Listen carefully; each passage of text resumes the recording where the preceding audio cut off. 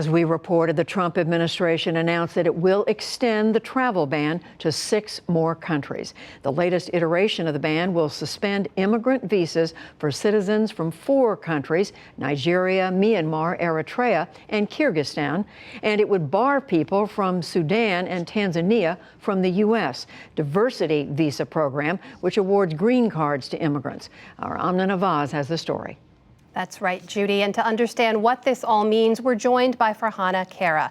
She's the president and executive director of Muslim Advocates. The group has filed 10 lawsuits against previous iterations of the travel ban and is the driving force behind the No Ban Act in Congress. That act would rescind the travel ban and require the president to meet a more stringent standard to enact a travel ban in the future. Farhana, welcome to the NewsHour. Thank you. Thank you for having me. So let me put to you what the administration said to us today, some senior Homeland Security and State Department officials, and let's take a look at the map so people understand what we're talking about. Sure. This is the existing travel ban that is in place right now. Those 7 nations, currently citizens from there, are affected: Iran, Libya, Somalia, Syria, Yemen, Venezuela, and North Korea. This is the updated map if and when these new travel ban goes into place, as they say, at the end of February. That's what the expanded map looks like, those countries we just heard there. Farhana, they say, the administration, this is about security, that when these countries meet a higher standard of vetting and ID requirement, the administration will reassess. What do you say to that? I say that's like putting lipstick on a pig, frankly, Amna, because what this is really about is, unfortunately, it's about bigotry. The president made very clear when he was running for president that he wanted a total and complete shutdown of Muslims entering the country. And in more recent years, he's also spoken very disdainfully about African immigrants, even saying that he thought Nigerians, once they come to America, would not want to return to their huts. And I think what we see today, we can dispense with this notion once and for all, frankly, that this is a travel ban, because what today's ban very clearly is on immigrants. Basically, parents who want to be reunited with their children, fiance wanting to be reunited with a spouse and who might be married to a green card holder, American citizen.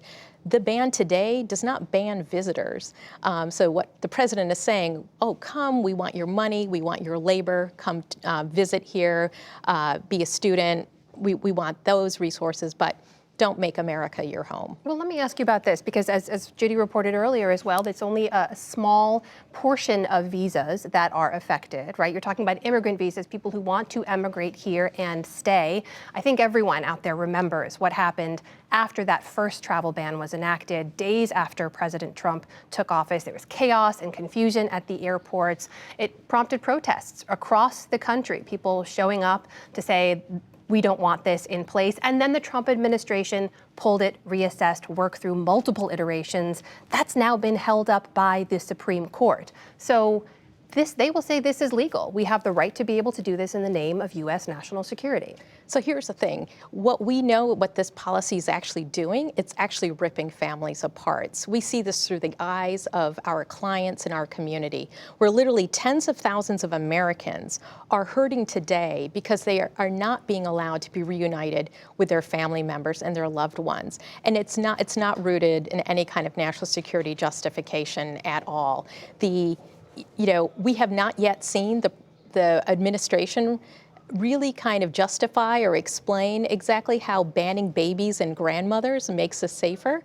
A blanket ban doesn't make us safer at all. And the other thing I'll add on that point too, Amina, is if there truly was a national security justification, if there truly was a concern about identity management and passport controls, then why would you say it's okay for tourists to come, right? Like, why is suddenly that country— people who apply for tourism visas go through a lower vetting of standard than people who are applying for green cards. Right. So it seems like it's actually anti-intuitive. It doesn't make sense. And I think that belies the fact that fundamentally this is really about bigotry. And it's about the president's ultimate agenda is frankly a white nationalist agenda to restrict the entry into the United States of non-Europeans. He's made that very clear. Let me ask you about something. something. These policies are Let me ask you about something else they've said, which is that the original ban did include one country, Chad. When it met their standards, it was removed. And they also say people can apply for waivers. This is not an all-out ban on all citizens. What has been the impact you've seen, and do those waivers actually get processed? Yeah, so what we have found, unfortunately, is that the waiver process is a sham. So family members are supposed to be able to get an exception through a waiver, but in reality, the government actually hasn't even been clear with the public about how you even apply for a waiver. And the reality is those people who are requesting waivers, they're being reviewed and approved in an extremely slow manner. There are people who've been waiting literally 3 years to be reunited with a fiance, to be reunited with an infant child. That is way too long. And now, by adding these additional countries, we're inflicting harm on literally tens of thousands of more Americans. And if I can just add, Amna, we believe, according to census data in the United States today, based on now the 13 countries that are on the banned list, that involves at least 1 million Americans. 1 million Americans have their place of birth in these 13 countries. And they obviously have family members, some of whom they would want to be reunited with. So this is inflicting harm on people. And this is not about national security at all.